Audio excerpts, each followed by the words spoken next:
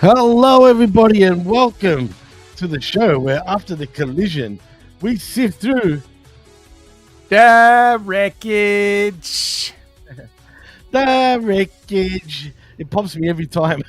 I am your host, Jimmy T. That is my co-host, Jamie the Vet Williams, and you're live right here on the HMG YouTube channel and on the Twitch, and as well as the PWC YouTube channel. Vet, what's going on, man? How's things? And it's been a busy 48 hours when it comes to professional wrestling, right? When it rains, it pours. I just don't understand why they can't coordinate this out amongst all the companies and decide that we can have one wrestling event per weekend. Man, I mean, why? Why did they have to keep doing this? I mean, I guess AEW learned their lesson and went a little earlier, right? To do their shows. So I guess they made the right move. And that was pretty stacked. I'm not going to lie. I mean, Collision, Rampage, whatever you want to call it, was pretty stacked for the weekend. But still, Survivor Series, though, had everybody talking. There seemed to be a few injuries coming out of there, which is also pretty obvious. But man, there was also TNA Turning Point on Friday. Oh, no shit. I didn't even realize. There you go. So we had another extravaganza, you're saying, Vet, of professional wrestling? Yeah, I'm glad Full Gear was last weekend. Oh my God. Don't go there, please. Imagine that. Imagine somehow they cross over one day and go head to head. Would be pretty interesting. But WWE would still annihilate them because one's on pay-per-view. One is practically for free, but still, WWE would have won even if it was on pay-per-view, I dare say. I just want to thank everybody in the chat that's already joined us. Cold Blood is saying, morning, friends. Rumor has it that the Vet and Jimmy T will be kicking off the action in the Tri-State Regional Classic tournament soon. It's tournament season. Yeah, it's tournament season, all right. Vet, should we get into the news, man? Because there's quite a bit coming out of the weekend, dude. Let's blast through it in record time. We are the AEW Speed Champions, Jimmy. The Speed Co-Champions. Yeah, not even tag team champions, co-champions. We're the co-champs, absolutely. Well, as I was saying, after the Survivor Series weekend, particularly, there was a couple of injuries that came out of that. First, I'll talk about apparently Bronson Reed. I mean, I'll be honest, man. I was already fearing for him doing this tsunami from the top of the cage. I was fearing for Roman Reigns even more. No shit. But thanks to Punk, the way he moved him, I'm telling you, any second later. Yes, last second. Man, that's amazing how good he pulled that off. But anyway, thank God he saved Reigns. But nevertheless, Bronson Reed went straight through and exploded the table. So, of course, he would have got injured. And that's exactly what happened. Apparently, his leg or something like that is hurt, from what I hear. And what can I say about that? I mean, do I say serves him right for even trying to do silly shit? I mean, do stupid shit, win stupid prizes, right? Yeah, I guess. I mean, it's just, who knows if he wanted to do it, felt like he needed to do it, somewhere in between. Yeah, I guess if I was in Bronson Reed's shoes, I'd be like, yeah, tsunami off top of the cage seems normal. Like you kind of want that moment. It is a good moment, and it led into the finish pretty much. I mean, more or less. So it worked out, but except for the injury, except for the fact that we just don't know. Is this a WWE? Is it an injury? Like they've been kayfabing people on injuries, and so some of them are legit, some of them are not. We'll take their word for it. We'll say he's hurt. It looked painful. They kept replaying that spot. They played it like 2 or 3 times after he did it, and I couldn't really see because Punk and Roman's bodies were kind of in the way of the camera angles. So like when actually he splashed through the table, I couldn't see if like any part of it was bad, like maybe a chunk hit him or if he hit the legs underneath or anything. It just happened so fast I couldn't get a good look at it, so I didn't know if he was hurt or not. I did see the big metal piece like go flying to the left type of thing when he went through it. which looked pretty bad. But you're right though, because and I've been calling out on their bullshit for quite a bit now, and I'm starting to think maybe the Bronson Reed injury is not really legit. I just think they're gonna just pull back on it. Possibly, I don't know. I'm not gonna say definite until I look more into it because it's only been pretty much 24 hours. But I just want to look into it a little more because lately that's the trick they've been doing. They've been calling out injuries with people that I feel that they don't know what to do in the immediate sort of situation. So they act like they're injured just so they can think about what they're going to do next with whoever they say is injured. Just like Mummy, she was never injured, dude. I stand by that. No, 100%. she just wanted to wear that goofy mask. That's all. Yeah, and she's starting to look a bit. I hate to say this, but even a little extra goofy lately with the makeup and shit. Stop with the eyeliner and all that. Just be normal, man. God. But anyway, but also from the same match, we do believe is legit, is Jimmy Uso coming off the top of the cage also onto the table because he looked like from that point on, he wasn't walking well. Sure, you could say he was selling, but it just didn't come across like he was selling. He looked legitimately hurt. And even he needed his boys to carry him out to the back pretty much. So that looks legit. And apparently he's broken his toe. Oh, well, I mean, a broken toe, you can deal with that a little bit. So that's lucky if it's just a toe, I think. Well, keeping with the injuries, and this is on the AEW end, Juice Robinson apparently reportedly suffered an injury on Collision. Oh, no. Yes. Can you believe it? Everyone's getting hurt. Not Juice. Well, unfortunately, Juice, didn't he just come back from injury, by the way? Think he Not too think long he ago. did. God damn it, man. So there's another one on the list. There was a couple of other things I wanted to ask you, man, that I've kind of forgotten about, which is on today's sort of news. Just seeing. Oh, the Jake Cargill incident. I'm hearing rumors, and again, I don't know if I asked you this last week or not, I might have, but apparently, do you buy that she's got a neck injury if the rumors are true? Yeah. You do? Okay. Because it's no reason to try to work this because you kind of are in the middle of something, like a tag team championship reign per se. Well, yeah, but I was also going to ask, is WWE, sort of disheartened by her progress in the ring? I think she's been progressing pretty well. Sure, she's still green, but, give her time. I'm sure she'll work out. But could there be that factor also? I doubt it, but I'm just putting it out there. Yeah, maybe. But, I mean, that's not how you do it. I agree. That's a shoot go, to be you honest. You don't just pretend somebody's crippled because they're not as good in the ring as you wanted. Yeah, no, you're right. Absolutely. I agree 100% with that, man.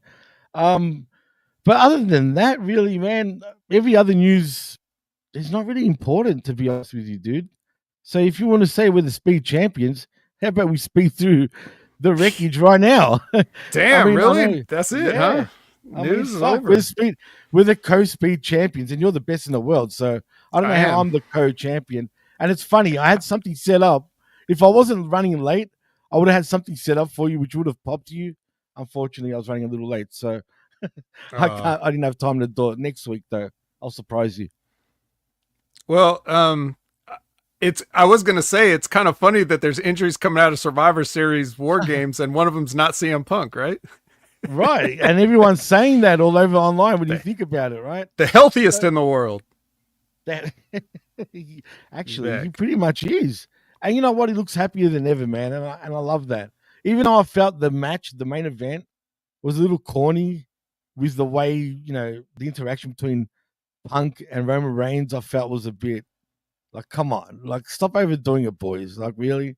It's like two children facing the damn corner, man. Yeah, yeah, it is. Mike Martin wants to know, Jimmy, aren't you tired? You did a show last night. I am tired. After I did that show the last time we all saw each other, I went to sleep and didn't wake up till now. That's why I'm in the same damn clothes. Put it that way. So yeah, man, I am tired, and I've done like 4 shows in a row. It feels like at this point, but that's all right, man. I'm here for all you guys, and I'd rather be here than anywhere else. So I'm happy to be here, man. But anyway, yeah, Jimmy's a professional. I'm trying. As Jargo would say, we are goddamn professionals. We are, absolutely. But that's why I was running a little late, man. I overslept, like I said. But yeah, I'm just glad to be here, man. But yeah, let's get into Dynamite, shall we, Vet? Fuck, let's do this. Let's see if we can do this in an hour. So the first thing we're going to do, okay, on Dynamite, right, is we are going to take that juicy, fat money that we spent on November Rain, and we are going to wring it dry. We're going to make sure we get every ounce of rain out of this November Rain licensing song. We're going to do a Full Gear recap with Axl Rose. Just, yeah, we got to get it all in. And that's how we got to kick it off. Hi. My God. You're killing me already. Fire out. Yeah. Oh, man. Well, we don't want to kill Jimmy. We only want to hurt him a little bit because we're starting out with the Hurt Syndicate in the ring. Oh. They're not the Kill Syndicate. They're the Hurt Syndicate. They hurt people. Yeah, they hurt people. Yeah. Well, one person. True. Yeah, MVP doing a promo. Of course, anytime MVP has a microphone in his hand, I'm in. I'm eating. Absolutely. They show highlights of Swerve's loss from Full Gear, which since I didn't watch Full Gear, I'll say, oh yeah, this is a good substitute. Save me some time. And then we're going to go right from this into a Continental Championship tournament match because Shelton Benjamin and Mark Briscoe are in the Blue League. And as I said with my a la carte analogy and the fact that I'm eating already just from an MVP promo, but this Shelton Benjamin versus Mark Briscoe, is this a first time ever? Oh, actually, they were in Ring of Honor at the same time. Were they? Okay. Yeah, they were. So certainly a first time in a long time. And yeah, look, it could be the first time, but I'm not sure. Maybe first singles? Maybe because didn't Shelton and Haas team up in Ring of Honor too? They did. The World's Greatest Tag Team was back at that time. So maybe they did a Briscoes match. But anyway, the point is, this was delicious. I don't give a shit what happened. This was Mark Briscoe and Shelton Benjamin. Gimme. I'm going back to the buffet for thirds and fourths on this one. I love this match. I'm not gonna lie. I barely paid attention to it. It was so good. I just was like, oh, just knowing it was on was like, it was comforting. I felt so good. So yeah, of course Shelton gets the dub, which is sad because I didn't want either one of these guys to lose. But yeah. Did it feel like it was too one-sided for quite a bit of the match? I mean, it went kind of long. It wasn't short, but it was enjoyable, even though Mark Briscoe was absolutely getting a hiding in some ways by Shelton because he was taking him to Suplex City, dude. Yeah. No, it was, but again, I'm just so happy. Like, it doesn't matter what happened. Yes, I'm greedy. Give me. That's awesome. Give me Shelton. Absolutely, give us both of them. I mean, yes, and they you already knew Mark Briscoe's on my menu. Like that's been a given. Shelton just got here though. He's like he's like when you go back to the restaurant and it's like, new menu item, Shelton Benjamin. And I'm like, hey, I've had this before at other restaurants. I'd like to try it here, please. I dare say, Vet, that you put on weight after this weekend. Oh, yeah. Your menu. Yeah, dude. Not just because Thanksgiving, just because I was devouring Dynamite. But anyway, yeah, the good match. Good match. I didn't really watch it, but it was good. Shivani brings out the CEO, and I'm like, wow, am I in heaven? This is a show just for me. We're getting Mercedes out here. Never mind the dumb psychology that Camille waits. She walks all the way out there and she waits until she's about to get fired to quit. I mean, you could have quit. You could have quit at the pay-per-view if that's what you wanted to do, right? I mean, He was, man, like I hate when anyone says like you're fired, and then after the fact you say you didn't fire me, I quit. Like, Yeah. really, you got fired, all right? In fairness, she did interrupt Mercedes right before she actually said it, so technically, yeah, but she felt still. it coming. It was the same. It's the same bullshit, right? It's just so. It's just one of those things. It's the wrestling problem of these people don't talk to each other all week until the camera's on and there's a microphone in their hand, and then Probably. so she went. So Mercedes knew, I'm gonna fire this bitch, and then she just didn't say anything the whole time. She waited until they were both on camera. She was going to publicly do it. Now you could say that makes sense for a heel to do, but Camille seemed very ready and unsurprised that she was about to get fired, which means that she could have quit a while ago, several days ago, even hours ago. Right, but to be fair, does she really have any other expressions when you think about it? Yeah, I think so. One of the things I liked about Camille was Sure. from her NWA run is when she was with Nick Aldis and she didn't say a word, but she had so many facial expressions instead. So I know she can do it. Whether she's doing it here or not, that's a different story. But we all know that this creative has been trash. Like, there's just no denying it. You got Mercedes Moné and Camille, and somehow you fucked that up badly. You have to make a great concerted effort to fuck them up. And, well, if they're going to put an effort into anything, it's going to be fucking something up. Speaking of which, we get some highlights from that fat family from social media or whatever. They had a match. In case, now this is where I got to see it. Yeah. God. If I hear one more person in the podcast social media world say his punches were better than 95% of the AEW roster, yeah, I guess by default, since they all throw forearms. But I bet you if those guys did choose to throw punches, yeah, if they did throw punches, it would be better than this guy. But whatever, it doesn't matter. I don't care. He's eating. Okay, that's the important thing. He's eating. I was eating the first part of this show. He's eating on the pay-per-view. Good for him. You know. What about his kids? God damn it. Hopefully his kid needs to stop eating before he has juvenile diabetes. If he doesn't already. Oh, shit. That is classic. You're on a roll already, Ben. I love it. Oh, boy. Speaking of eating again, Jericho versus Ishii 2. Oh, my Holy shit. This match of the year. I loved it. I'm not going to lie. This was so good. I could not wait to watch this. I actually took my phone, turned it all the way sideways, and watched it with my face like this. Yeah. No double speed. No nothing. Actually, you know what? I kind of watched all of Dynamite thoroughly this week, and it was a good week to do it because I didn't have to work, so I could just relax, take my time, and enjoy the show without fast forwarding or double speeding. I could just sit there and watch it at my own pace, and if I didn't like it, I could pause it, go do something else, come back to it, because I knew I got until today to talk about it. So I just, for the first time in a long time, I was able to just watch Dynamite on its own terms. And this was the perfect episode because right now we're batting 1,000 for me. I got Shelton and Mark Briscoe with an MVP promo to start. I got Mercedes and I got Ishii. Jericho's whatever. Tomohiro Ishii, Mount Rushmore. He's on the Mount Rushmore of guys named Tomohiro Ishii. Top one. Yeah, this was, and the learning tree was on commentary.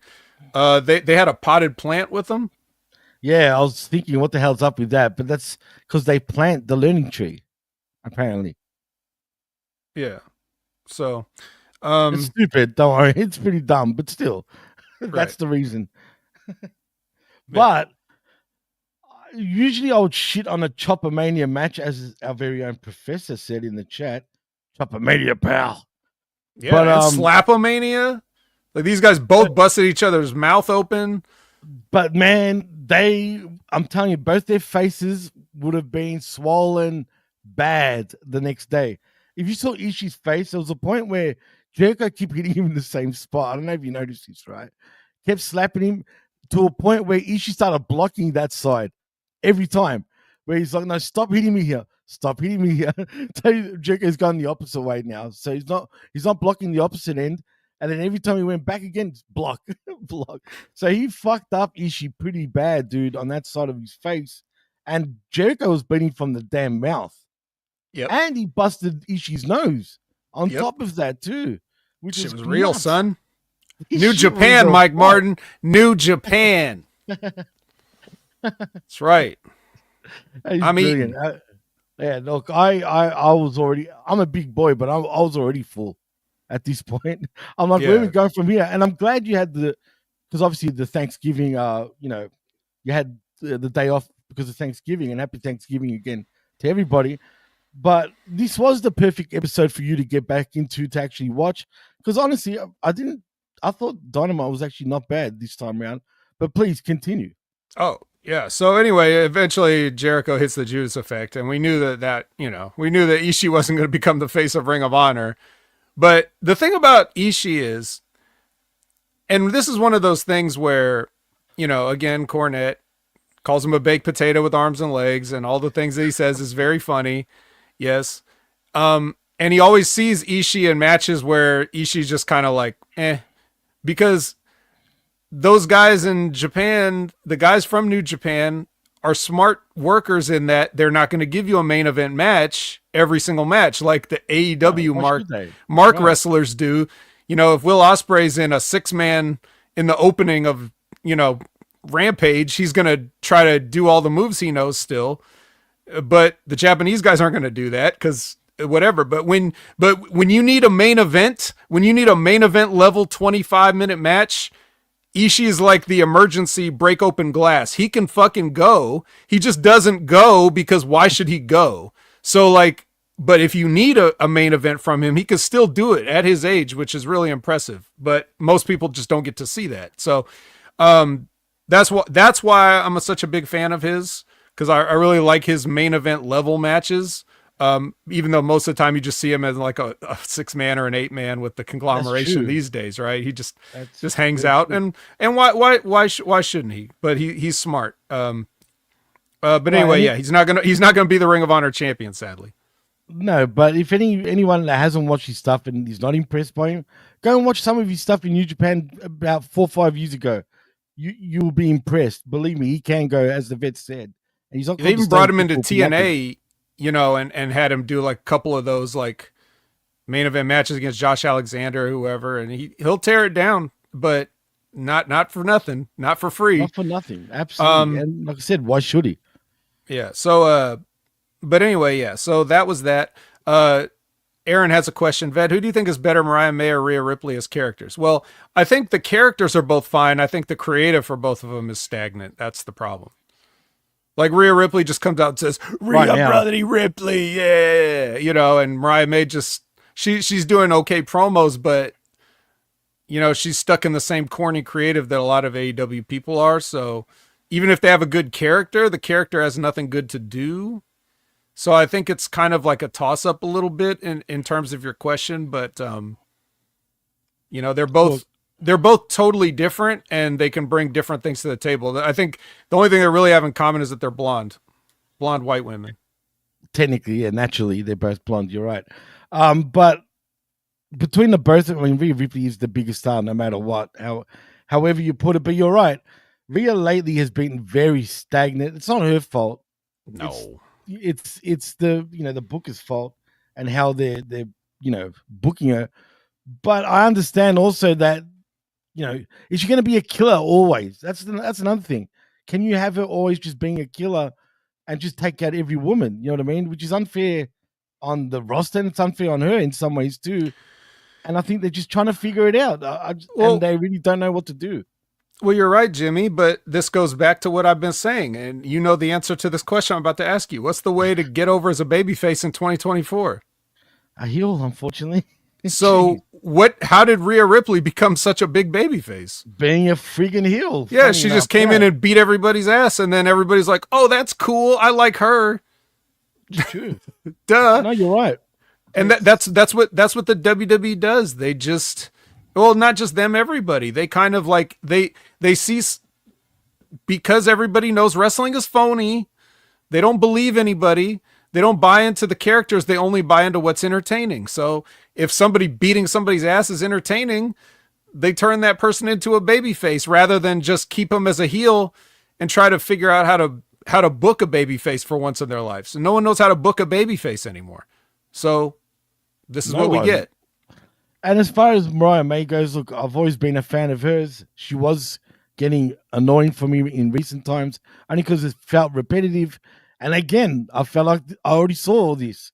Even through Dynamite to Collision, it was still kind of the same shit. Even in the same stage area where Mina done her damn promo. What did she do after hitting her with the champagne bottle? Stay there till Collision?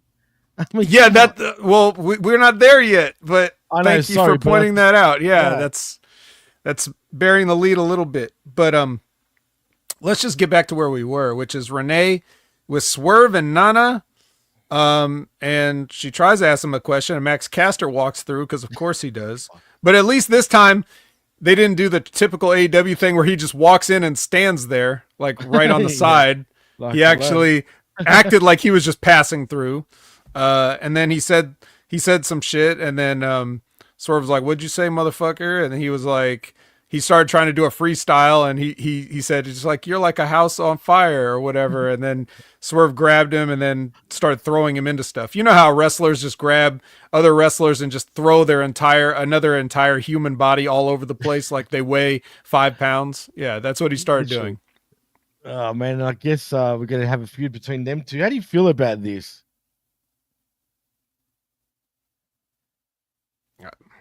I guess. Damn. Whatever. Yeah, I don't know. Well, Tony Schiavone brings Hangman out. Hangman cuts a long promo just to say that he believes that the world championship is his and it always has been. So after how many matches he's lost in a row these days? Yeah, it doesn't matter. He's completely lost his mind. And here comes Switchblade Jay White. And then Pac and Yuta attack. And then Marina gets on the case, literally, because she has the case. And then Jay's about to give her the Blade Runner, and Moxley is way too late grabbing her out of there because Jay had to just stand there with Marina for like 5-6 seconds, just not giving her the Blade Runner. And then it looked awkward. So, but then Moxley chokes him out. Or starts choking him. Then Marina chokes him. Jay now, awkward. That is. Yeah. And then they all... Yeah, she choked him from the front. And then they all stomp him out. They all gang stomp Jay White. No Juice Robinson, nowhere. No appearance. Like, what's up with that even? You know what I mean? Anyway, yeah, that's bizarre too. But anyway, please continue. Oh, well, that's the end of that, except for this goes right into Claudio, because Claudio was out there kicking him just like everybody else, but he's got a Gold League match with Ricochet now. So now we go into Claudio versus Ricochet. And the first thing I noticed, because again, this is on my big screen now. I don't have to watch on my phone. I'm watching on my television so I can see these details. How long has Claudio had those backwards boots? Do you know what I'm talking about? No, I actually don't, but I haven't paid attention. He has the laces going up the calf. Oh, yeah, I have noticed that. And both sides. Yes. Yeah, I've noticed. What in the hell is that? There's other wrestlers I noticed too. I can't remember who else did that, but that stood out to me. I'm thinking, why would you have laces back and front? Like, why? Maybe they're cheaper. I mean, I don't know. Actually, I might know why. There's been a new trend in sports, especially in soccer and other sports, any field sport, where have you noticed players are starting to cut the back end of their socks? And then I read up on it. Pay attention to that. They've been taught because of compression. Apparently, it's good for don't ask how. I'm not a doctor. Doctors aren't even sure if this is working or not. But the players swear by it. So it could be that reason. Maybe for compression reasons is why they've got the laces at the back too. I'm just assuming. Yeah, I doubt it, but in yeah, wrestling. sincerely doubt it. But and a lot of athletes are superstitious by nature, so that's what I'm saying. It's probably some guy scored a bunch of points with his socks cut, so now he thinks he has to do that every time. That's Swiss engineering, brother, according to Cold Blooded. Yeah, it's something all right. Well, anyway, Claudio versus Ricochet. He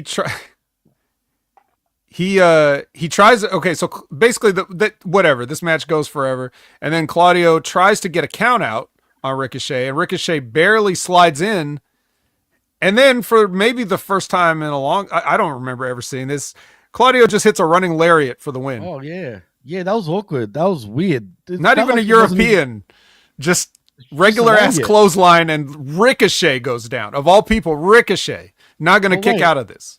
But wait, isn't Ricochet having a better career in AEW since he left WWE? Isn't that? Or so he thought.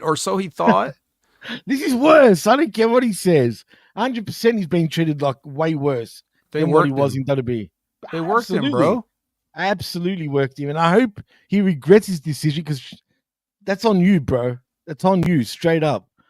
I mean, maybe there was other reasons why he wanted out of WWE that didn't have to do with like his push and his money and stuff. Like he may have just really just not enjoyed being there. So if he's the professional that I would assume and hope that he is, and he's just about earning his paycheck or whatever, and he's not complaining about doing jobs or whatever for random Claudio Castagnoli's and random tournaments, then I mean, I wouldn't bother me. Pay me. That's it. Absolutely. Stop crying and just deal with it. Right. If you're getting paid good money, by all means. Before we move on, though, I want to ask you one thing about this tournament, right? I feel like the way they've booked this tournament, looking at both groups and, the way it's set up, shouldn't this tournament be done for the wrestlers like Ricochet, or say, like, for example, we don't need Will Ospreay in this tournament, for example, in my opinion, because he's already got a program with Cole Fletcher, right? So why do they even need to be there? I know it's AEW's lazy way of telling a story. I bet you them two will probably meet in the final when it does happen. Wouldn't surprise me the way it's set up. But shouldn't it be for guys, to get some other guys over, like a Ricochet, like maybe like a Rush who doesn't turn up anymore, or even a Mortos who's in the tournament. But, like, do you know what I'm saying, dude? Like, have it for wrestlers that are not really doing much in this tournament. I could understand your point. But here's the thing, though. This is supposed to be like a knockoff G1. Right. The G1 is not about getting younger guys over. The G1 is about mega star tournament. Like, but that's who is G1. Really the best of all of the best. That's the point. So if you ask me, there's not enough mega stars in this, Continental Classic. I think they have people that are there, obviously, like a Mortos, that are just there to get points for everybody else. Right. Which that's not how the G1 is necessarily supposed to be, but the G1 always has those guys because they have so many people in it. Right. This has less people. It's less matches. So that means that all of these guys should be like the top of the top. Otherwise, why do it at all? But right, exactly. But the G1 also does get some guys over. They don't have to end up winning it. But look, for example, Takeshita was the star pretty much of the G1 this previous year, right? So, I mean, this early in the year. And they crapped on about that because of his run. My point is, you can make guys in the G1 very easily without having to do some sort of big storyline. But in AEW, because they just don't know how to put tournaments on, 1, 2, they have one too many tournaments. 3, they're putting guys in big sort of feuds in this thing. And that's, in my opinion, their mindset is about the feud. Like, for example, between Ospreay and Fletcher moving on. That's my issue.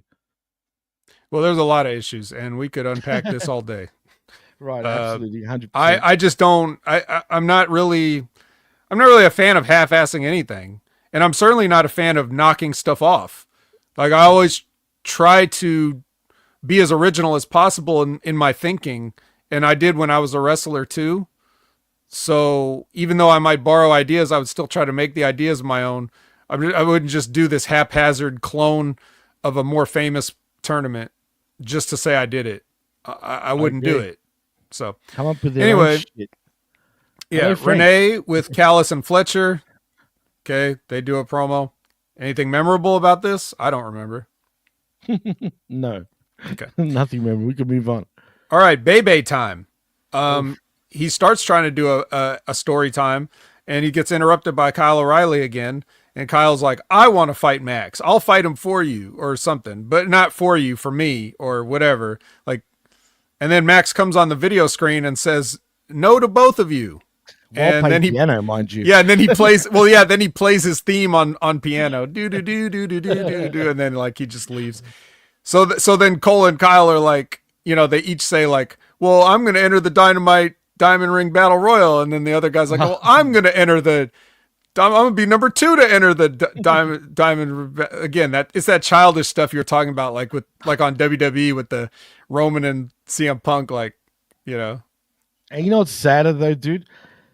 MJF comes across like he's Princess Peach. I'm serious. And you know what I mean by that, right?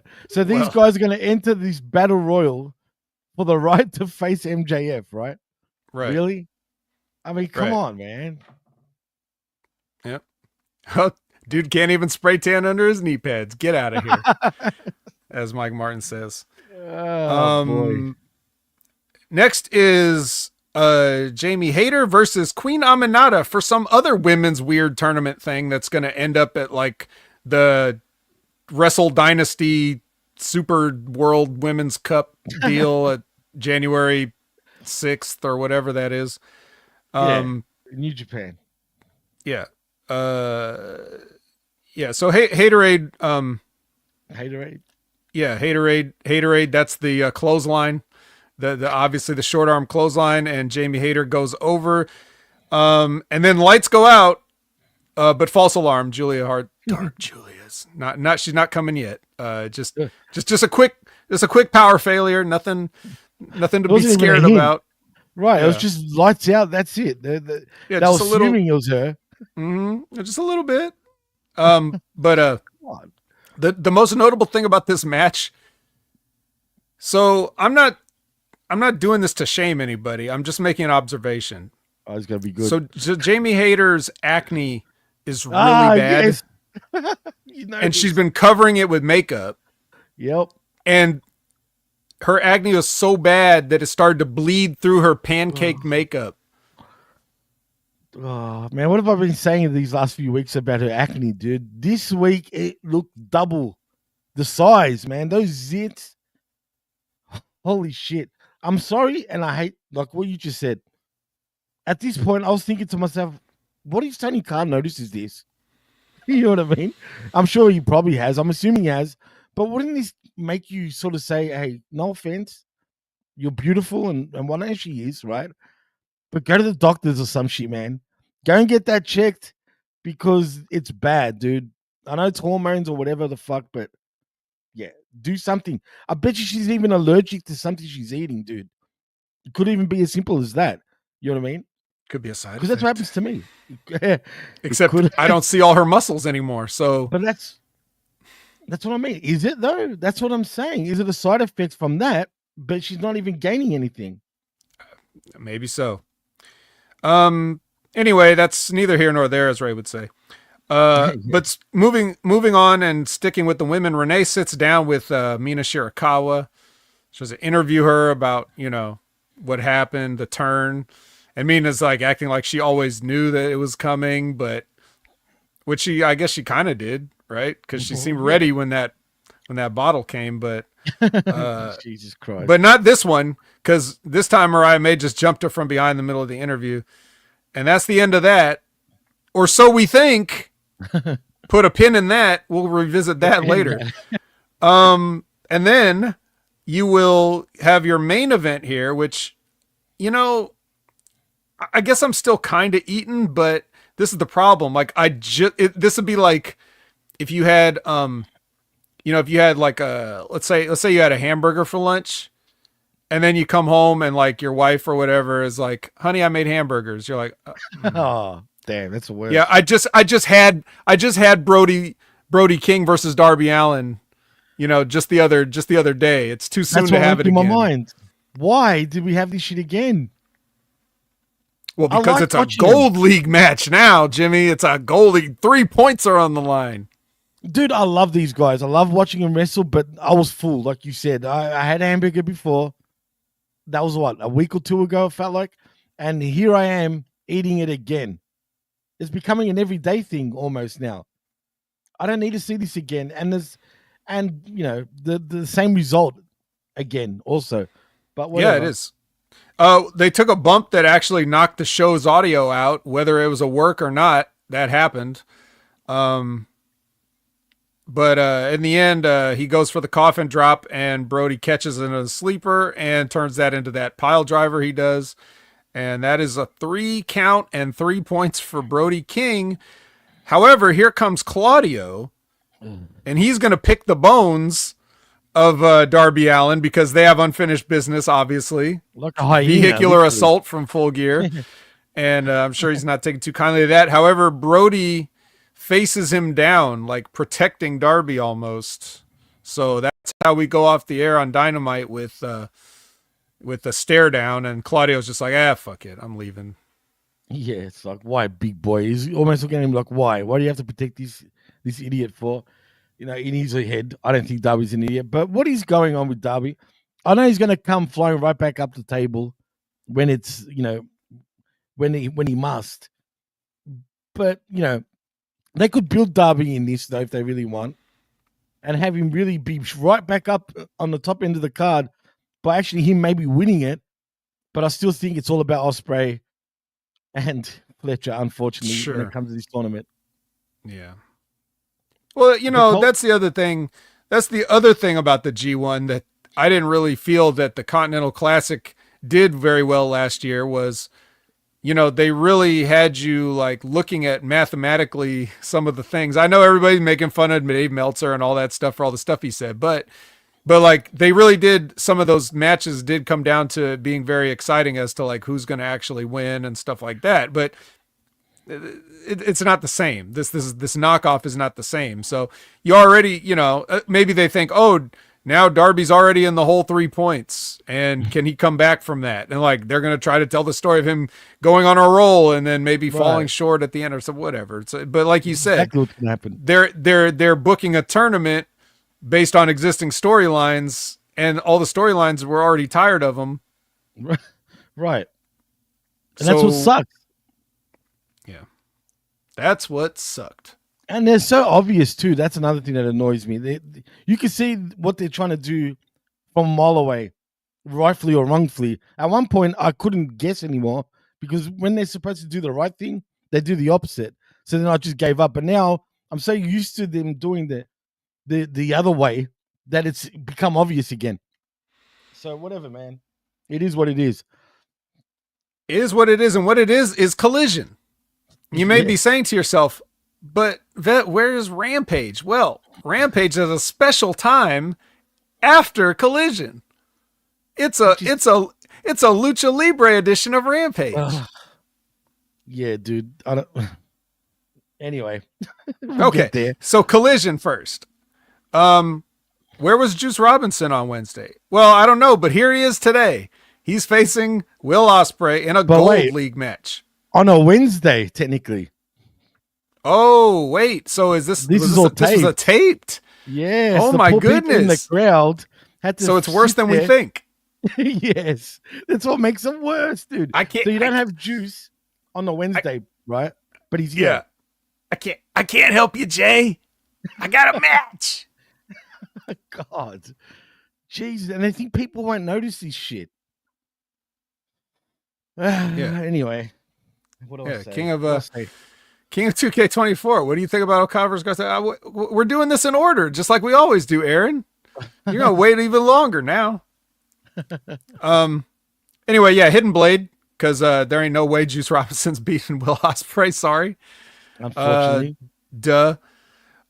Now we go back to Wednesday again, where Mariah May has just attacked Mina Shirakawa, and the follow-up is this promo. She just cuts a promo, but she's in the same position she was when we left on Wednesday. So I've never seen this. We've cut a vignette in half and showed it. Yeah, it showed. We didn't even get a to be continued on Dynamite. We just none of that. We just thought it was over. Like, well, I guess she knocked out Mina. That's that. Nope. She had other things to say, but they just turned the cameras off, or at least they turned the feed off, or whatever they did. I'm confused. She slipped there. We'll assume that's what she did. At least they moved Nia's body, right? She wasn't on the floor anymore. Yeah. God. Talk about lazy, bro. That's just lazy. Lazy booking. All lazy. And I don't think ahead, man. Yeah, no. Well, let's just, the less said about this, the better. She did a promo. Next match is TV Collection versus Mystico Party. Love this match. Oh, I fucking love this match. Loved it? All right. Tell me about it, bro. I really did, man. This was a fun match, dude. First of all, Mansoor, please don't use a blower on Johnny TV again. Because the second he did that, his hair, literally, because his hair's thinning out and all that, right? He looked like Krusty after that. It just stayed like that. He couldn't fix it, you know what I mean? So it made his hair worse. And some of these moves was hilarious, bro. I mean, did you see Mason with the ass bump, right? but then bent over, the camera goes right to his butt. And then the other two guys are all fucking, posing as well, but in a sexual sort of way. But still, it was kind of funny. Even I don't know what you call it. It was like a rollover on one of the private party guys, Mansoor and Johnny TV. And then Mason punted him right in the balls, which is also pretty funny. This match, I just enjoyed it. Everyone's a clown in this match, but I was cool with it, man. I don't know why I like MXM, right? But I don't know, man. They crack me up, and the crowd pop every time the music just starts, man. I don't know. I like watching these guys, and Private Party. Now that they're back with the Shots song, I can get with it, man. All right. Was Mystico clowning around too? No, he wasn't. He was dead serious as always. Yeah, he was dead serious. Boo. He was being Sin-Cara. Yeah, boo. He's no fun. No fun, unfortunately. Well, anyway, they hit the gin and juice on Johnny TV to win, so that was good. I enjoyed the match. It is the professor is trying to explain to us the things that have happened, such as Juice was stuck in traffic on Wednesday that made the building on Saturday, even though it was both on Wednesday, right? Even though it was both on Wednesday. And then he's also saying they rescheduled Mariah's shoot an hour later. Simple logic. Well, even though she cut her promo with Mina's body still laying on the ground. But yes, I suppose. Yes. An hour later or a day later, 3 days later, whatever it is, they did it. It's beautiful. Look, I'm not knocking AEW for taping things, of course. I mean, it's fine to tape things. WWE's been taping stuff, whatever. Taping was an important part of wrestling because it makes for, better programming in the sense that you can really edit out stuff that doesn't work when you don't have to go live. But that's okay. But you still shouldn't cut a thing in half and show it on 2 different days like that, where it's supposed to take place at the same time. If it's supposed to take place on 2 different days and you film it the same day, that's different than taking something that's obviously happening continuously and then chopping it in half in the middle and playing both parts on different days for no reason. But that's neither here nor there, again, as Ray would say, because Lexi is with Anna Jay and she has nothing left to lose, Jimmy. Really? I mean, that's what she said. That's what she said. I don't know. I like her. Look, Anna Jay's beautiful. As far as her in-ring shit, I thought she was improving, but again, she's getting stagnant. You know what I mean? So she's just there for looks at this point, and I get it. But I just can't take it seriously, though, dude. As just like her boyfriend. Yep. Yeah, that they're a pair of can't take. But I could take her more seriously than him, though. Yeah, that's true. Even with all that being said, well, here's a couple guys you might want to take seriously. It's Kyle Fletcher versus. Go ahead and do it. Mortos. Yeah, I don't have the effects on right That's now, all right. but yeah. You're your own effects because you're a professional. Yeah. Blue League match. Mortos gets his brain busted. I mean, I don't really think there was any. There's no doubt. At least he didn't use that crazy top rope one this time. But I hate that move, dude. Thank God he didn't use that, man. And you know what? It was still Mortos again. I can't state this enough. He can go against anybody. You know what I mean? Like, even this match was half decent, even though it was dominated by Fletcher and Fletcher posing all over the place. Cool, we get it. He has gained a bit of muscle, though, since even 2 weeks ago, I've noticed. But he must have hit a gas. I mean, he must have hit the cycle of the gas because he's growing pretty rapidly, dude. So we'll see how big he gets. But Mortos, unfortunately for him, he's going to be there to eat all the pins. I wouldn't be surprised if he doesn't even get a point, dude. And I hate to say it, but it surprise me if they go that route. I'd have to look again at the Blue League and see who in there could Mortos get a win over. Maybe it's pretty stacked, dude. Juice was in the gold, League, so that's not going to work. You got Okada in the Blue League. You've got Juice was on gold, right? Yeah, he's on gold. Is Costagnoli blue or gold? Gold as well, I think. Gold? Yeah, gold. I know the Blue League is pretty stacked. I just can't think of them all at the top of my head. Fletcher's in there as well. Yeah, but anyway, all right. So anyway, that was that. We knew that was going to happen. Lexi is with never mind. Who cares about Lexi? It's Kyle O'Reilly, but here comes a Hat and Gloves, and they're going to appeal to him again. Gloves. Yeah, Hat and Gloves appeal to Kyle. Who is he? Who's Kyle? Is he part of one group and not the other anymore? No, what's going on? He's part of the conglomeration, but he hates Maxwell Jacob Friedman. Right, but wasn't Very he part simple. of the Kingdom as well, technically? No, he was part of Undisputed Era. Oh, yeah, true. And then he never actually joined up with them because remember when he first came in and he came back and they were like, "Come on," and he's like, "No." Yeah, no, you're right. I remember now. Still. Callis and Takeshita do a random hallway promo. Nothing special.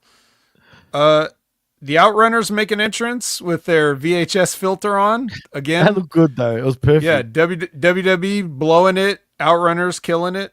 Absolutely. Unfortunately, they are taking on the Iron Savages. So, but that's good in the sense that the Outrunners get to win. So, absolutely. What I loved, when they do the shake, right? Did you hear one of them go, "Come here, you son of a bitch"? Yeah, they all do that, and FTR at the end of the match after the Outrunners win, they all come out and do that. It's the Carl Weathers Arnold from Predator. Right. But I never heard it. I never heard it like in the ring until today. Oh, really? Okay. Yeah, I never noticed it. What's the matter? CIA got you pushing too many pencils, huh? Yeah. Classic. Yeah. So FTR tries to get the rub off of Outrunners again. How the turns of table. Oh, it's amazing, right? At least they look happy doing it. Because that's what they're doing. I mean, FTR's become cheerleaders for the Outrunners, but you know what's going to happen. It's obvious. Surely. That's right. FTR's going to turn on them. Right. That's what's going to happen. How dare you? It's just a matter of when. Exactly. And they're going to be like, "You think you're us?" All the first 80s fucking, even though they didn't like how Tony Khan gave him the Midnight fucking Express's theme, essentially, right? Remixed it a little bit and gave it to FTR. You know what I mean? They hated that theme initially. Yeah, we only wanted to wrestle like the 80s. We didn't want to. These guys are actually from the 80s, apparently, even though they're too young to be from the 80s. The joke's on them. They're the youngest men alive, actually. That's true. All right, so Lexi's with Matt Caster, and he cuts a promo about how he's going to have Swerve at Dynamite, and that Billy and Billy and the other one. He told him to stay Bowens. home. Bowens Yeah, he told him to stay home, but they'll be there on Wednesday to support him in his match with Swerve. Which they won't support him. Yeah, they'll just come out and then that's it. God, this company, man. Yeah. Speaking of this company, Hangman versus Wheeler Yuta. Ooh. What was this about? Why did this match happen? I thought it was a league match at first, but they didn't say anything. So I guess they're not in a league, are they? I don't think Yuta is in the tournament. Is Hangman, though? I don't think Hangman is either. I need to look at this, man. I want to look at the league tables here because, that doesn't make sense. But whatever the case, everyone hated Yuta in this match pretty badly, dude. I don't know if you noticed. The crowd were just absolutely giving it to him. Hangman, on the other hand, are we getting to a point, like, if they keep booking him like this, people are just going to... I know that a lot of people don't give a fuck about him as it is, but I just feel like for him, he's on a real low right now, dude. Yeah, he's been on a low since the first time I saw him. But he does hit the dead eye on Yuta as the Death Riders close in. But then Jay comes in and he strikes on Yuta, lays him out. So okay, get this, Vet. So Blue League is Shelton Benjamin, Cole Fletcher, Kazuchika Okada, Daniel Garcia, the Beast Mortos, and Mark Briscoe. Right, so that's the blue. Now in the gold, we got Brody King, Will Ospreay, Claudio Castagnoli, Juice Robinson, Darby Allin, and Ricochet. So no Hangman or Yuta. So why, again, like you said, why was this match happening? Are we just going to pivot? Is that what happens after like 2 days? I don't know. Did it have anything to do with that schmaz at the end of Full Gear that I didn't watch? You know what? I don't know. I have no idea. They didn't mention that. So I have no idea. But Jay White does come out in this match. Yeah, he nailed Yuta. So, and the Death Riders just looked at it. They were like, psh. So I guess Bullet Club is fine suddenly. Is that where we're going? I guess. No, where we're going is we're going to go to Thunder Rosa. She's got her eye on Mariah May, the winner of Mariah versus Mina. Whoever, whoever wins that, she's got her eye on that. Then Women's Christopher Daniels doing fine, just quietly. Yeah. Mm-hmm. Christopher Daniels goes up to Hangman Page, and he tries to appeal to him, but apparently, whether it's a shoot in real life or whether it's kayfabe on the show, Hangman's not interested in advice from old washed-up wrestlers. Hey, I dare say that's a shoot. All right, I mean, it's both. His character isn't, and the real guy isn't. It's amazing. It's amazing how it's art imitating life here. Yeah, art imitating life. Exactly. Yeah. What can I say, man? Whatever. All I see is just Hangman rambling all the time now, and loses. That's his character. That's his character, man. Hang himself, yep. Adam Page. Yep. I'm just saying. Yeah. Well, you remember Mina Shirakawa? You know, that got laid out in that interview that we just saw the Mariah May cutting a promo over her dead body, like earlier in the show. She's fine. She's got a match with Layla Gray.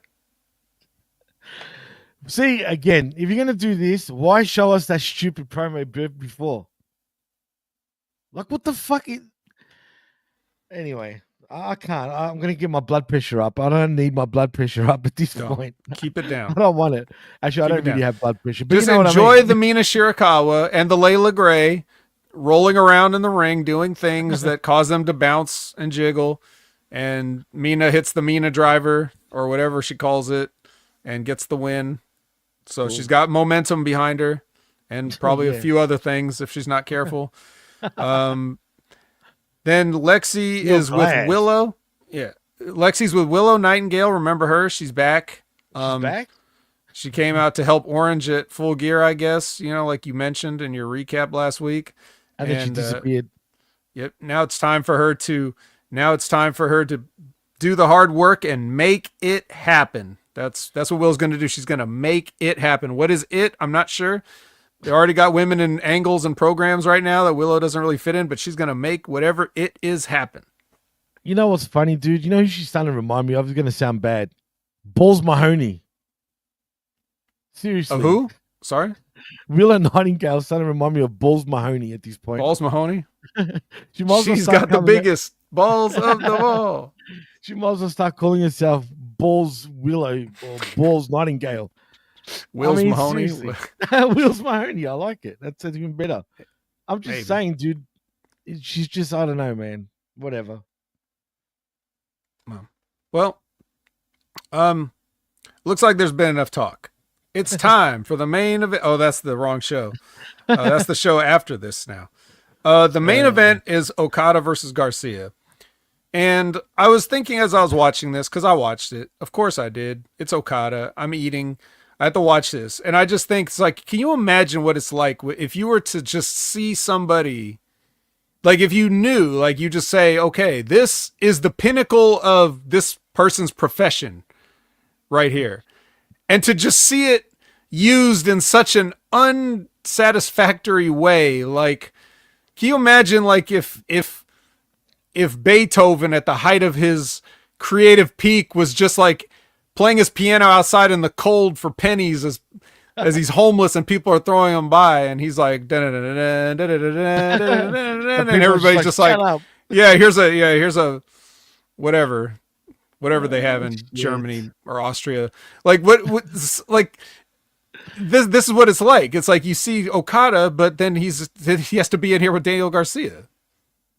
Champion versus champion, brother. Great.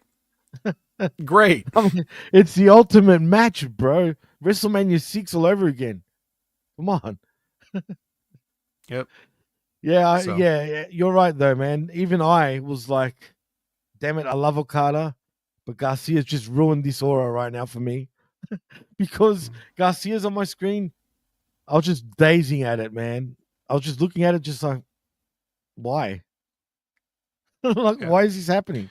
Well, I tried to enjoy it for what it was. You know, like I look at it as just like a 1-person match. I'm watching Okada wrestle a broomstick, literally, because Garcia's still not putting on that much weight, and like you know, they did the thing. They basically told you know how like a couple weeks ago we had the chaos sandwich of a match where like it starts with a brawl and then they get in the ring and start grabbing headlocks and holds and stuff, and then at the end it's a brawl again. It was like a chaos sandwich. This was the no handshake sandwich. They start out with Okada going for the handshake, and then Garcia reaches for it and he does the hair thing, right?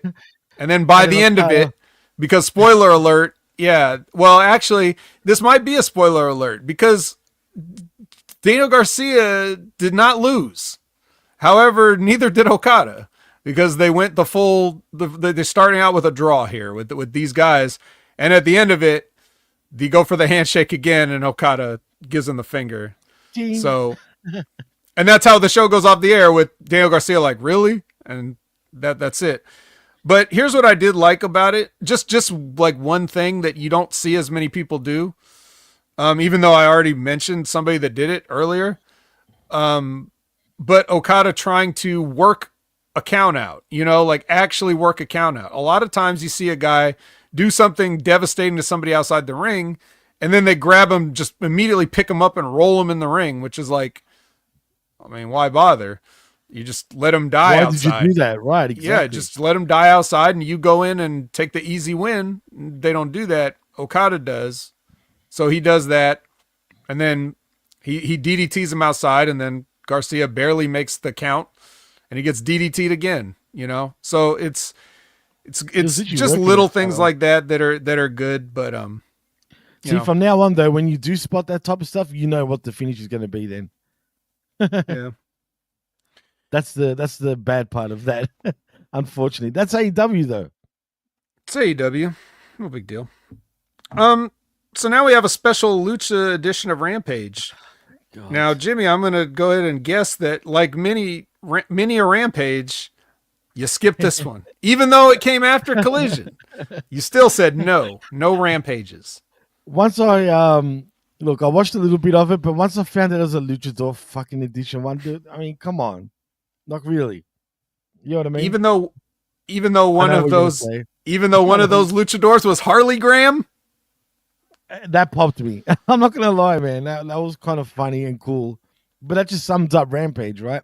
They're taking a piss on their own show for calling it Lucha freaking Friday, whatever it is, or Saturday at this point. Whatever, man. Lucha Friday on a Saturday. Lucha Friday on a Saturday, exactly. So yeah, it is what it is. Yeah, it is what it is Thunder Rosa versus Harley Graham, who Harley Graham got the jobber entrance. That would have been a perfect time to do the full it would have been the perfect time to do the full like hologram entrance with her, but instead they just already in the ring, Harley Graham. Like, how fucking dumb are these what are people, you doing? Dude? You can't even do anything wrong right.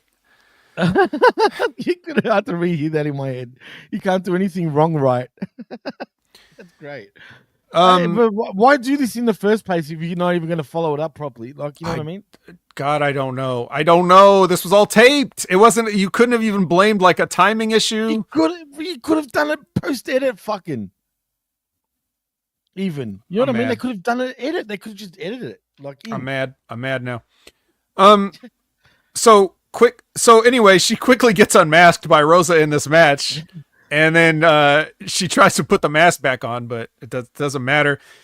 Mask, no me importa. She gets the package. What does she do? Like Rosa did this move. It's like it looked like it was gonna be a package pile driver, and then she just slammed her on her back. A power slam, a package slam, a package body slam, like package power slam or something. It's weird. Something like that. I don't even know what to call it, but that's the closest thing you could say, I guess. A package slam. A package slam. Something like that. I think. Jeez. Yeah, it's odd. But what does this mean, though? Can I ask, do you think this buries hologram a little bit? You say bury hologram? Yeah, hologram, not Hadygram. Well, Harley Graham, sorry. A little bit, but it's a good thing no one's watching. So that's no true. One will that's true. It's about 100. But yes, people. But let's take this all things considered. Yeah, you don't really want to. I mean, you were trying to make something out of hologram. You're doing a bad job of it. But you were trying at first, or you wanted to. You haven't beat him yet. I think he's somewhat underperforming in a way, not necessarily all his fault. They were underbooking him and doing weird things. It's just, but then on top of it, yeah, you have somebody else openly mock the character, which is like, that's a mask of his pretty much. Yeah. I mean, you mean to tell me that Harley Cameron completely independently went out and had his exact mask made just for this? That's got to be his for sure. Yeah, so it's just it's funny in the way that people just don't care about, like if you're fans at home, well, first of all, you're not watching again, but if you did, you're under no burden to care about these wrestlers and their well-being and their presentation. You just look at it on TV and be like, I'm entertained or I'm not. But they have to worry about this kind of stuff. Like, he has to be like, is she making a joke out of me while I'm fucking hurt? Like, I would be upset. I'm not going to lie. It would bother me. Maybe he's cool with it. Who knows? Maybe she asked permission. She seemed like she might. I don't know. Yeah. Maybe they didn't. Maybe it wasn't her at all. Maybe it was Tony's idea. It said, hey, why don't you be Harley Graham? And she's like, I don't know. And he's like, just do it. Who knows? I don't know any of these things. Can you picture how he would sell something to them? But I've got an idea. You know what I mean? In his real like ism sort of ways. How about you wear? And he's shaking, saying it. Like, how can you wear? How about you wear hologram's mask on? You know, and we'll call you hologram. It's money while shaking. Mm-hmm. I mean, come on, man. Like, seriously. And if he doesn't understand how bad his company is looking right now from the outside, and how bad everybody's just not tuning in and still doesn't understand why. It's all those little things that we were pointing out before with promos and, they recorded the same night, even though it's supposed to be 2 different nights. And it's all those little things that people really get irked by, man. Sure, not everything gets spotted by casual fans and whatnot, but damn it, some things are very obvious, man. And then when you see that type of stuff, people are going to think of you as Bush League. You know what I mean? Legit. And that's what they're looking like, dude.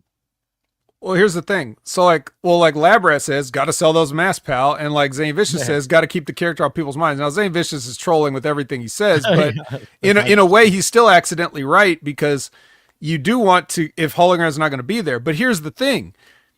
Harley Cameron is not going to have a match with Hologram. So there's no payoff for her doing it. Now, if you had another cartoon wrestler doing it, like Danhausen or somebody, like saying I'm Danagram or something, like that's good, or Holohausen or whatever. if you did that and he's doing that, and then Hologram comes back and then he's like, oh shit, like now I'm in trouble. Like then you got a little something, but Hologram's not going to get any. Like Harley's not going to get comeuppance from Hologram. So it's just, okay, intergender match, Hologram versus Harley. This will teach you to wear my mask. Or does she become Molly Holly, and she becomes like a sidekick to Hologram, and then we've got that's gonna bury Hologram worse than anything that she does now. So let's stand back. There's a hologram coming through. All right, enough of this. Let's go to something everybody can agree on that they love. Mercedes Moné. Renee is with her, and Mercedes is thankful for herself. Oh, wow. I'd be thankful if I was her too. Yeah. I'm thankful for those millions of dollars. Yeah. She should start doing this every week from now on. I mean, it's true. What's it to be upset about if all the rumors are true and she's getting paid what she's getting paid? CEO, bitch. Say hello to your CEO. After that. Yeah. Hey, man, I'll be happy to pounce around doing nothing as long as I'm champ. Yep. Well, champ. Yep. And paying. Well, I mean, the last time we saw her, she was trying to make Chris Statlander look like a pro wrestler. So, I mean, she's earning her money. Let's put it that way. Many have tried, none have succeeded. But anyway, so speaking of many have tried, none have succeeded. Top Action's full crew is out here. We got the pilots. We got no, they're not wearing the gimmick. They're just regular wrestlers again, but they are Top Flight, and Layla's out there, Action's out there, and then Layla, it's basically Top Action versus, get this team. Are you ready for the team, Jimmy? Oh, please tell me. Atlantis Jr. Yeah. Okay. Máscara Dorada. Ooh. Katsuyori Shibata for some reason. What? Yeah. What? The amazing luchador Katsuyori Shibata. I thought this was Lucha Friday, whatever, Lucha Saturday, wasn't that? Hey, 2 out of 3 ain't bad. I guess. I mean, come on, man. Why are they together? Did they give anything? Like, Rampage has really become the show of random. Even though AEW is very random in general, but Rampage, no shit, is just random. Friday Night Random. That's what the show should be called. Not Rampage. Random Page, right. It should. I mean, if you're going to treat it like that, then fuck, man. I mean, do that. Call it that. Yeah, well, none of that. Anyway, Dorada hits a shooting star press on one of the guys. I didn't see. So they won too? Yeah, Dorada went over. Wow. Take that, Top Action. Yeah, it was more like Crash Action. They were probably too beat up from fighting with the Death Riders all the time. There may be. It took a toll. It took physical toll on them, you know? I'm sure it did in both ways. I'm sure it took even a political toll on them too. Yeah. We get a recap of the Hook and the Patriarchy angle. Remember that? Remember them? Oh yeah. Yeah, and then Renee is standing by with the Waynes. And Nick has requested a match with Hook at when AEW goes to the Hammerstein Ballroom. Oh, for Ring of Honor? No, because they advertised on Collision for the next Ring of Honor pay-per-view at the Hammerstein Ballroom. They mentioned nothing about an AEW event. No. I think this is going to be AEW. I hope so.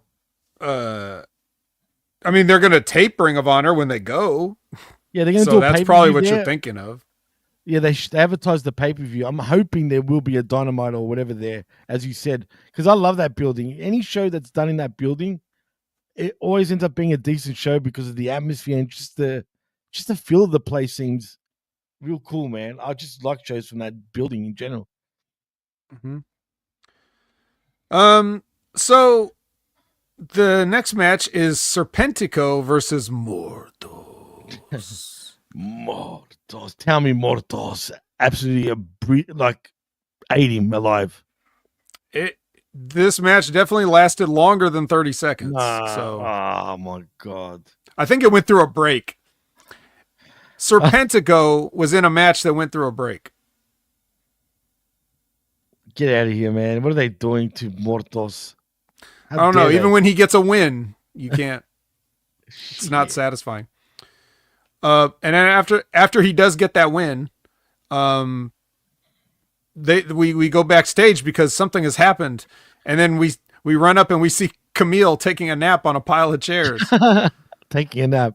Yeah, she's resting her head on those chair pillows. And the referee's calling for help. I heard that Camille was actually at the last NWA tapings with her husband.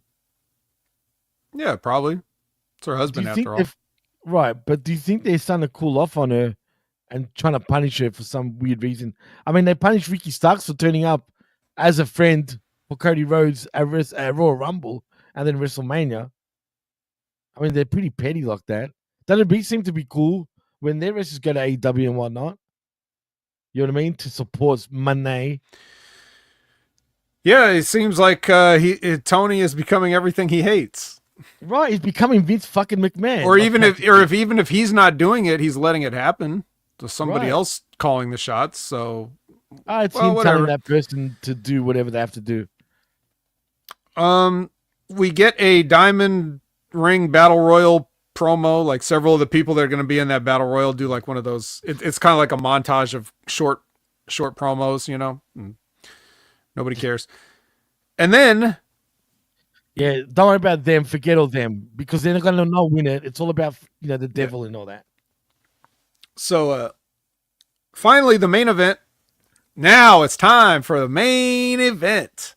It is your favorite main eventer, Commander. This guy is up. He's trying to tie Daniel Garcia and Wheeler Yuta for main events, but his opponent. Jimmy, you may be happy to know this if you didn't already know.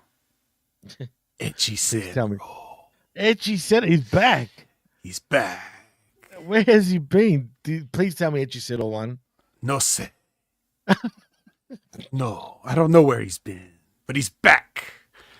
You want to know if he won? You want to know if he won, Jimmy? You better have won, bro. Yimmy. You want to know if he won? Yimmy. I don't know if Hechicero won, Tell me. Holmes. He He did. did. He did. Órale, cabrón. No, really, he did? He won. At first, I was like, wait a minute. You just brought in Hechicero to do a job to Commander, didn't you? I But swear to it you, turns bro. out, no, they actually didn't. The right guy won. Thank Hechicero God. put on a clinic. I hadn't eaten anything in a while. I was starting to get hungry again, and Hechicero showed up, and I was eating again. He just did the Hechicero thing, did the, the whoopity whoop and the flippity dip and the stuff and the thing. The fuego. Yep, he did that, and then he had everybody thinking that Commander was going to tap out, and then Commander used his mat ability to try to pin Hechicero, so Hechicero had to kick out and let him out, but then he hit him with that crazy guillotine leg flipping dive slam thing that he does. Ooh. And beat Commander clean 1, 2, 3 to go off the air and end your AEW week with Hechicero. Hechicero, the fuego of AEW. Mm-hmm. Well, whenever he wants, when he turns up. I mean, when was the last time we've seen Hechicero? Man, Been a while. MJF match? Oh shit, that was like fuck, man. That's 4 or 5 months ago, maybe. Forbidden Door, whenever Forbidden Door was. This year's flown, vet. So yeah. Oh, wait, September, I think Forbidden Door's usually on. Anyway, it's been a few months. Well, but he got the win, which is yeah. great. I don't know if he's hanging out or if he's actually just doing this like quick appearance just because he's maybe in the country for some business. He's blood in, blood out, Holmes. Yeah. He goes in and out. He's out of here, man. Why would he want to be part of this? CMLL is probably bigger than AEW at this point. Could be. Yeah. So I'm fine with it. But it was interesting because I'm thinking, why do you have like couldn't I'm looking at the matches with Serpentico and Mortos and Commander and Hechicero, and I'm thinking like could we have done something else here for this? Like, I don't know. Just they could, but again, AEW and their brass just don't think. They must be just, I don't know, man. I'd love to be a fly on the wall for real to hear what goes on, because I know there's people in that company that know what's going on, like that know how to do shit. Okay, there is, but they're just either not caring and having a laugh, right? That's anything I can assume, right? And laugh at Tony's bullshit, or they've tried a million times and he just doesn't want to listen like everybody else apparently doesn't. And they just give up. And if that's the case, what can I say? Because JR has been going bananas. I don't know if you've noticed, but he's talking some shit on his podcast, dude, about certain things in AEW and what's going on. For example, Lashley and the injustice that Shelton Benjamin's getting, because he feels like Bobby Lashley's, the way they're booking it, Lashley's kind of overshadowing Shelton. And I can understand where he's coming from. I totally get it. But I'm sure Shelton is cool with it, though. Yeah. Well, Shelton's in this Continental Classic, so he's just by default going to be getting a bunch more TV time now. But, right. I mean, at this point, you go from Shelton Benjamin being like basically not on WWE television for his whole last part of his run there. I mean, he was like on Main Event, which is on Hulu. So he's having like what's essentially amounts to like dark matches before the TVs. Well, yeah, it's on international as well. Like it's on for me on my networks, for example. Yeah. But I mean, that's it. That's the best you got for Shelton Benjamin. So, you know, like anything is kind of better than that. And Bobby Lashley's just going to kind of stand around and look good. So he's going to be sort of the attraction. I don't really know. Well, it's, you know, as I say this, here comes the comment from Bruce. Lashley needs to be booked like Brock Lesnar on Special Attraction. Well, yeah, we'll see how they continue to do that. And Mike Fuego del Sol has been released. That's why you don't see him anymore, dude. Yeah, and don't pretend you care about him either.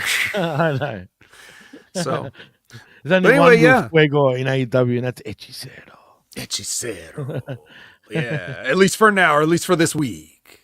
For the week. Esta semana, yes. Semana. Yeah, so there you go. There's your week of AEW in a grand total of an hour 25. Wow, this has got to be. That includes the news at the beginning too. This is officially, since we've covered every single show vet in one show, this is the quickest one we've ever done. We are the speech co-champions. Record setters. Record We're not going to let WWE be the only one setting records around here, okay? Absolutely not. And this is a perfect time. You know, we're going to aim for this, you know what I mean? Generally, an hour and a half is perfect for a show. Anything over 2 hours though generally is a bit, gets a bit draining. Yeah, But just ask AEW fans. Just ask AEW fans. Actually, there was one dude. There was a black dude behind commentary. I don't know if you noticed, dude, but during the Ishii Jericho match before we go, he was just sitting here like this. He looked like he was sleeping, man. Then my eyes were on him because the camera kept going there. So I'm laughing at this guy. By the end of the Jericho Ishii match, he was like eyes open, like pinging, like he was like, "What the fuck did I just watch?" You know what I mean? But it was kind of funny because he was still there for Collision and Rampage, the poor guy. Yeah. Well, 6-7 hours of extravaganza. AEW. I mean, they're getting paid more than we are. So yeah, but that must be. I swear, the wrestlers must be like, "Fuck this! Why do we have to be around here for 6 hours?" You know what I mean? Then again, they don't have to turn up for Saturdays. Yeah, that's not 6 hours. That's not even a full work day. I got to work for 8 hours right before I come and do this podcast, so every one of those wrestlers could shut the fuck up. Well, since saying that, Vet, that was a perfect time to end the show. Tell them what you're up to and what you're doing, man. Yeah, at Opinion Haver on all your favorite social media platforms all over the world. You can Google Opinion Haver and you will find me in places. HMG is a place, and on that place, besides of course the Wreckage, I'm also known for the Impact Attack every Monday night at 6:30 p.m. Pacific, 9:30 p.m. Eastern with Brandon, and we will be covering TNA. So that means that as of this recording, tomorrow night we will be talking about not only the go home to Turning Point, but Turning Point, covering that and whatever else makes its way across our desks. So please tune in for that live. Again, 6:30 p.m. Pacific, 9:30 p.m. Eastern. Then on Wednesday, 8 a.m. Pacific, 11 a.m. Eastern, Big Ray Hernandez and I bring you the Next Level Wrestling Review, where we cover what else? NXT. The show that's doing sub-Dynamite numbers, but nobody talks about it because it's not cool to talk about how when the WWE blows it. But yes, they are now on network television and doing sub-Dynamite numbers. So if you want to hear us talk about that glorified, preteen girl drama show, then and cover the number one women's promotion in the world. Sorry, Stardom's number 2 now. Number one women's promotion in the world is NXT. So Ray and I will talk about that every Wednesday, 8 a.m. Pacific, 11 a.m. Eastern. Then, if you want to talk about other things, like let's say you have a question and you don't know who to ask, but it's about wrestling. Well, may I direct you to Wrestling with Rip Rogers, a live Q&A in which you can ask Rip Rogers a question. You could do it. You could definitely do it for money, but if you're lucky, you can do it for free. And Rip may or may not even answer your question. It's very exciting. Yeah. I was able to host it for a couple of weeks last month, but Von Lilas is back in the chair for the time being. So until I'm called upon again, I won't be physically there, but I'm there in spirit. Then, yes, the Stevie Richards Show. Who wouldn't want to listen to the Stevie Richards Show? It's great, unique content in the wrestling space. And Stevie's breaking down all kinds of stuff. He's covering all kinds of topics. This week was about... what was it about, Jimmy? Do you remember? This week it was about... I was looking at it. It's about the Invasion pay-per-view from 2001. Oh, yeah. Holy crap. Yeah, it was the WCW Invasion. Somehow something tells me they barely even scratched the surface of that. I haven't listened to it yet, but I'm actually looking forward to listening to it because it sounds interesting. Yeah, they did, and Stevie was in a unique position because if you notice Stevie in his career, he was always like ahead of everything.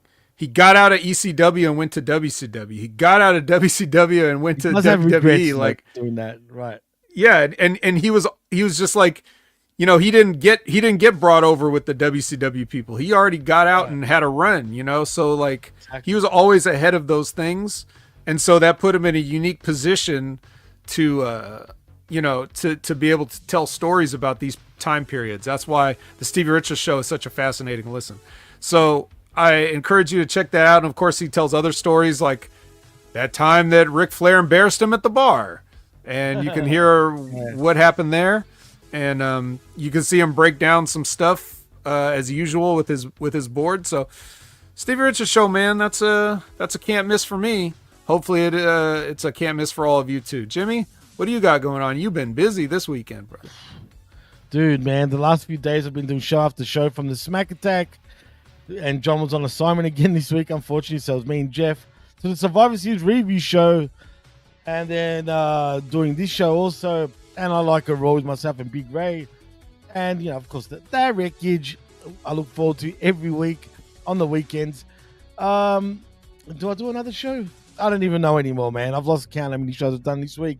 But most importantly, though, please like and subscribe right here at Hameen Media Group's YouTube channel. We're slightly up again on the subscriber count, but please just get us to that 1,000 mark. It'd be very much appreciated.